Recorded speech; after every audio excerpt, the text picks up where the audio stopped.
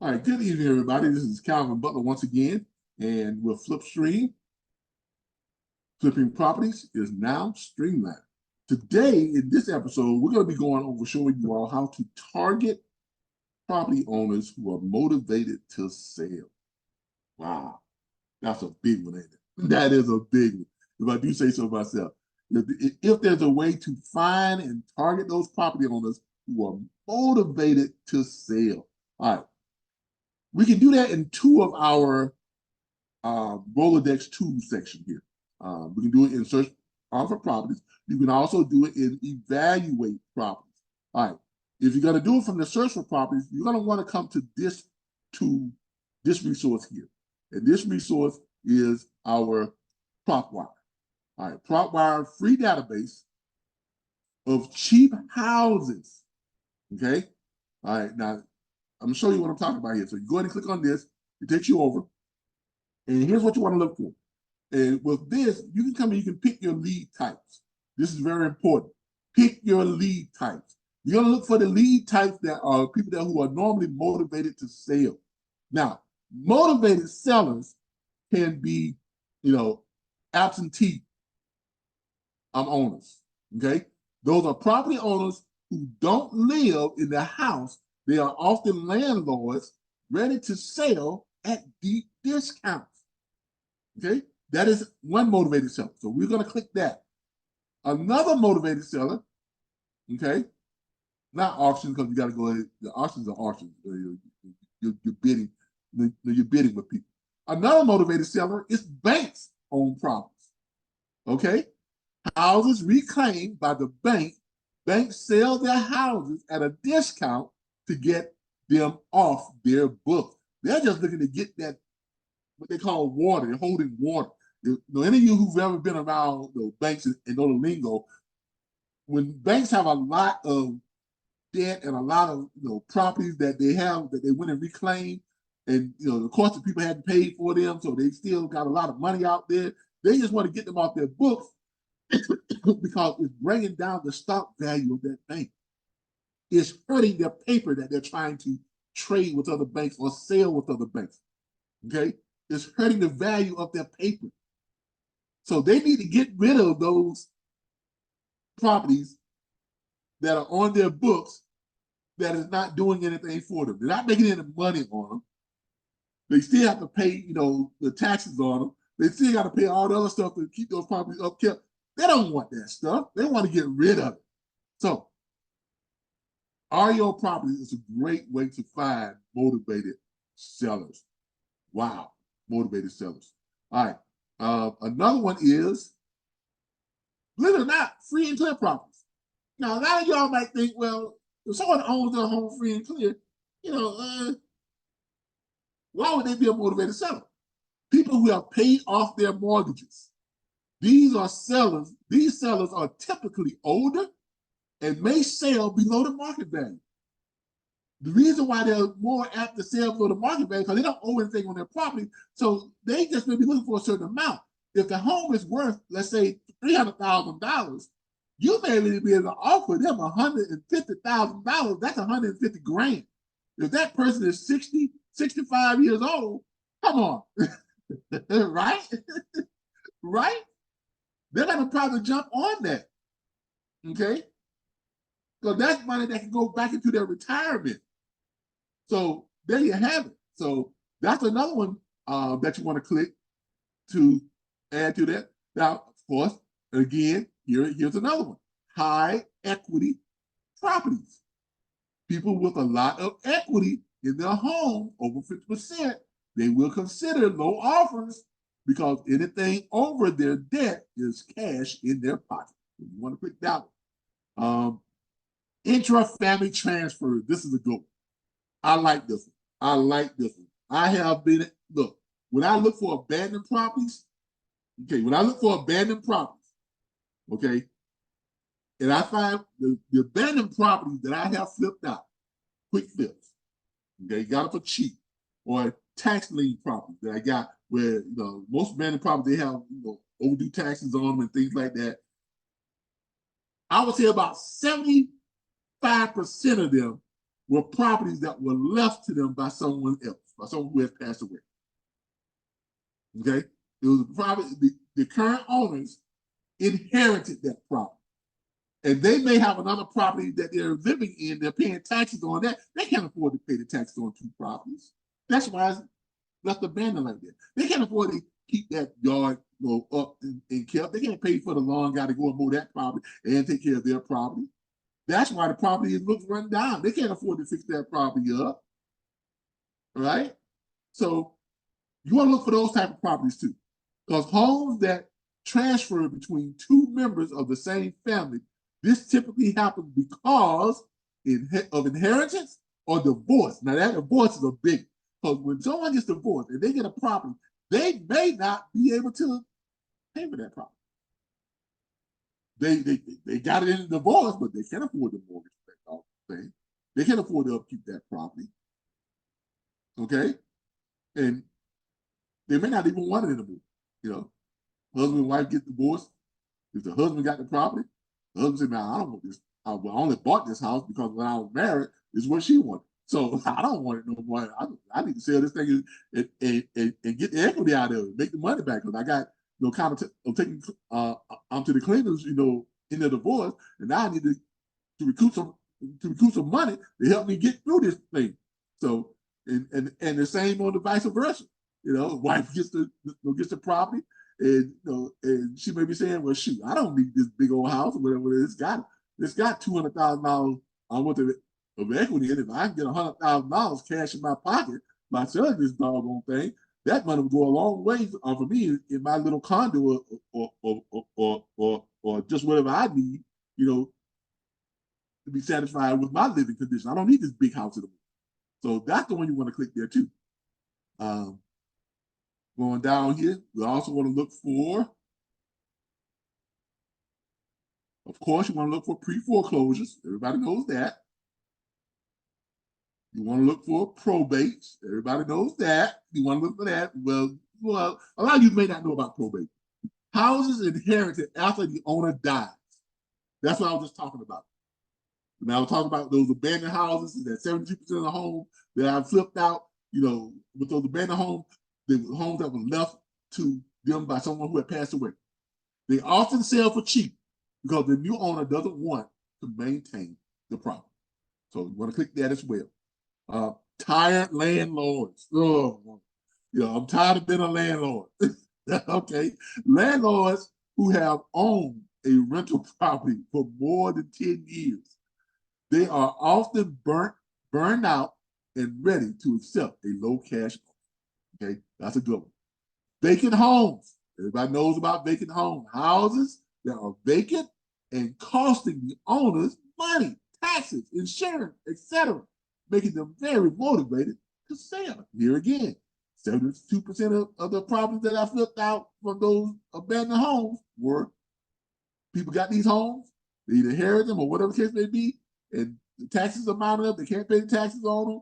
If they don't pay the taxes, at some point in time, the city or the county is going to seize it anyway, so they're going to lose it. You can make them find out what the taxes are on it. Taxes is, like I said, if the taxes are $10,000 and the house, look up the value of the home, look up the tax value, the way it's sitting right now, maybe $80,000 or $90,000. The after repair value maybe $190,000 to $220,000. Well, that's a great opportunity for you to swoop in and say, hey, look, I see here you owe $10,000 taxes on this property. So what are you going to do with it? Or are you going to keep it? Or are you going to let the city take it? I mean, what's going on with it?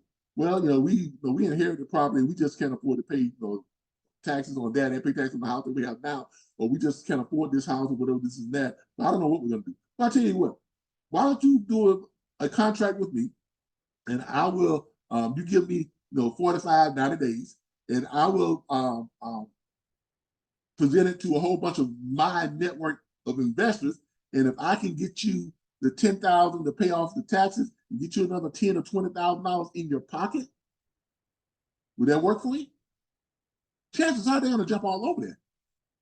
Because if they don't do something, they're going to lose it. Anyway, it's going to be gone. It's not going to be there. They're not going to have a choice. It's taken away from them.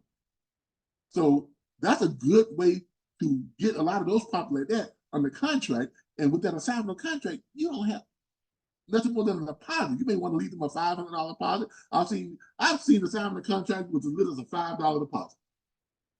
I did my first assignment, my first flip was an assignment contract and no deposit. I was new at it. The homeowner didn't know any better. So I did that with no deposit. No deposit. Okay? $7,500 was the taxes. I offered them another $7,000, $8,000. So I was in it for about $15,500. It had a tax value of $79,200 after repair value of $190,000, $180,000 to $190,000. I got it under contract. Now I made the mistake of listing it with a realtor and got it listed and got a cash buyer offered me $47,000 or $48,000, but I had to pay the realtor 5%, which I lost about $5,000. so I lost some money there with the realtor. But I wound up still walking away with about $28,000 on a quick flip. I mean, the whole thing took, and I actually got the assignment for 90 days. the assignment contract was for a 90-day term. It took me less than 18 days to get that thing under contract, flipped out, and closing at the title company, walking away with a certified check, $28,762.17. Okay, so there you have it. That was my first flip. By the way, I did my first flip from a homeless shelter. That's right, I was homeless when I did my first flip. I even have a video on this site. Go to the media section. You can watch the video on it. It's on the JCB acquisitions. Okay, so my first flip was from a homeless shelter with no money, no credit. I actually rode my bicycle to evaluate the property and rode my bicycle to the closing. So there you have it. So vacant homes, definitely want to click that. Now, if you're into land, you want to click vacant lots too. If you're into it, and of course, definitely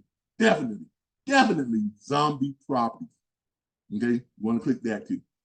Zombie properties, vacant homes that are in the pre-foreclosure process. You're not going to find a more motivated seller than vacant homes that are in the pre-foreclosure process. Typically, the homeowner and the bank are highly motivated to find a buyer. Now, it doesn't get any better than that. When you got both the homeowner and the bank, the homeowner don't want the foreclosure on their credit.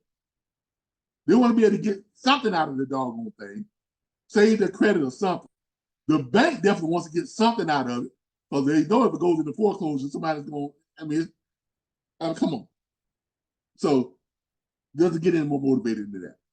Okay, so you definitely want to click that. Now, once you've done that, you simply go over and you up top, you find you've got your lead type. You've identified your motivated sellers. Then you just pick your property types: single family, condos, mobile homes, multifamily, multifamily flat. Now, I don't do a whole lot of land deals. I don't think I've ever done a single land deal, to be honest with you. So I don't really worry about those. I probably need to start looking into those, but that's something that I'll do at a later time. And then you go ahead and put in your price. Okay, estimated from zero, and then say if you don't want to go over, let's say, $100,000. Okay, and once you've done that, then you just pick the area on what you want to look at. If it's Florida, New York, let's try California. Let's try California. Or you can pick all the way down to whatever state or whatever, city, county, whatever. But let's just look at statewide, California, and see who hits our criteria. And here we go. Look at this. In California, for the criteria that we pick for the motivated sellers and the type of homes that we're looking at 220,294 results. Now, you talk about identifying motivated sellers. This is the tool to identify motivated sellers. Okay? So here you have it. And this is for homes that are under $100,000. Okay, this many in California for homes that are under $100,000. Imagine if we had put $200,000, $300,000. Okay, we probably have well over 1 million to research. And most of these are off market, which is what you're really looking for anyway. So let's just click on one of these things here. Here's one for $49,000. We're going to click on it to see what type of results we get. It pulls up a picture of the home. You know, it's always nice to have a photo to be able to look at what you're going to be, you know, what you're considering investing in. Okay, it gives you the estimated value of what it is right now. Of course, this is not the after repair value. This is just the estimated value, the current estimated value. More than likely, it's like a tax value, whatever. Okay, this home has no active mortgages on this property. Wow, so it's got 100% equity. Ooh, and it is, you know, it's a motivated type deal because it's an absentee owner. An absentee owner, free and clear. Okay, it's one of those motivated sellers. So it has all the information there. Census report, tax information. This is normal stuff you got to look up. But here it is right here. Tax information. It's all right here. It's all right here. All right here. Okay? Now, some of you probably say, well, what about the owner's information? How would I look up the owner? Aha! That's another tool that we have within our site. So you don't have to go very far to find that tool. Okay? But this is how you look up motivated sellers. Okay? Now, this leads us into the other tool that I was talking about of finding motivated sellers, right? And also, not just finding motivated sellers, but like the property we just saw, we want to find out who the owners are, you know, we can go to our public records online directory. Okay? Now, this is not just, you know, one state. This is the national public records online directory. A free national public records online directory where you can look up the records that can be accessed, include deeds, mortgages, assessments, data, tax details, and partial maps. So click on that, go over here, it pulls up and shows you all the different, you know, states and stuff. You go in here, you can, let's say if you want to look in Texas, California, Florida, let's just click Florida here real quick. Click Florida, come through here, you go through all the counties, you know, and everything, go through the counties. We're going to pick one that I know about, make sure that they're giving you the right information. We're going to go to Leon County, which is where I live. Okay, we're going to click Leon County, and we're going to go to the tax office here, the Leon County tax collector. So we're going to go there, and we're going to go ahead and we're going to look for, let's see, what are we looking for? We're looking for taxes. We're looking for the taxes. Make an appointment, home payment, investors. You're looking for, you can click here. Okay, tax certificate information. That's for investors. Now, for those of you who don't know about tax certificate sales, where you can go and pay someone's taxes, and this is another great investment tool. You can look up the people who are late on paying their taxes. You can pay those taxes. And then those people still have to pay their tax. But here in Florida, if you pay someone else's taxes, right, and your stuff is stored, and then when they come to pay their taxes, they got to pay 18% interest on it. Well, guess what? You get the interest. So when they pay their taxes, the county then sends you a check for the interest that they paid. I mean, that is actually a great investment strategy. Okay, it's a great way to make reoccurring money that's coming in on paying people's taxes and getting the interest. I think in California it's 24% interest, and in other places I've seen as high as 28% interest. The lowest I've seen it was 14% interest, which I think is was it Louisiana? I think 14% interest or something like that. But but anyway, you can go to the investor link there, and you can do get the tax certificate list, the tax certificate sale, all those type of things, the tax deed applications, all that type of stuff. But what we're gonna look for here is, say, services, property tax. We're gonna look for property tax, okay? Just to make sure this is giving you the accurate type of information. So we're gonna look for property taxes, okay? And we're gonna search property taxes by we're gonna search property taxes by, right? We gotta agree to the terms. We agree, okay? All right. So we're gonna look for the property taxes. We can search them by the name, or you can search by the address, or whatever the case may be. I'm gonna search by name because I know who I am. Or let's just put in. There's a way you can search by just the address too if you want, but we're gonna search by name. Okay, we're gonna say Butler Calvin, which is me. Okay, and we're gonna do a search. Now we're doing this just to show you all that this is accurate. Search for it. Bam. There we go. Pulls me up. There I am right there. Very top. Calvin Butler. That's my address right there. In Cologne Lakes, Blase. And then I can pull up, my taxes. Of course, my taxes is paid. I'll pay my taxes on time. As you see, it is paid. I'll pay it on time. You can click on it and pull up all the years of taxes that were paid. As you can see here, there are the taxes that were paid. Starting out in 2015, there were $2,300. You see, this property taxes have gone up a lot over the years, but that's just a reflection of how the value of this property is going up year by year. I acquired this property in 2020, okay? But whoever had it before me, they were paying the taxes on time too. I acquired this property in 2020, okay? So my tax bill in 2020 was $3,376.93, right? The next year, 2021, it went up to $3,669.66. The next year, it went up to $3,975.67. And then in 2023, last year, it went up to $4,403.49. I can tell you right now, the taxes for my 2024 year are estimated to be about $4,800, $4,800 and some odd dollars.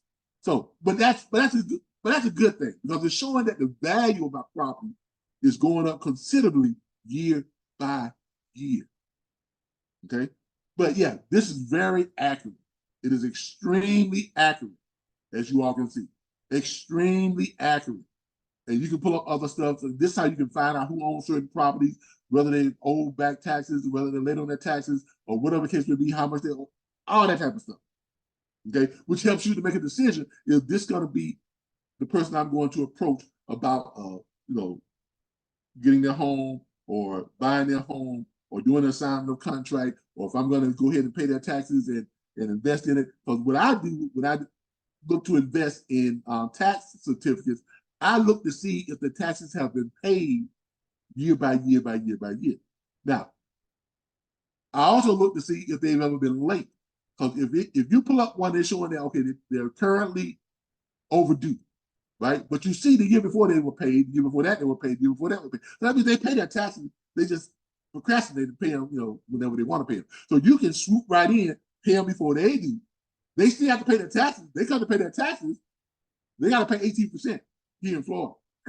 That 18% then comes to you, right? But that's just another tip on a great investment, how you can use our site, how you use our app, our platform to streamline the house flipping and real estate investment process. All right, look. Thank you all for tuning in for another great episode of Flipstream. Okay. Flipping properties is now streamlined. Thank you all. Y'all have a good day. See y'all next time. Bye, everybody.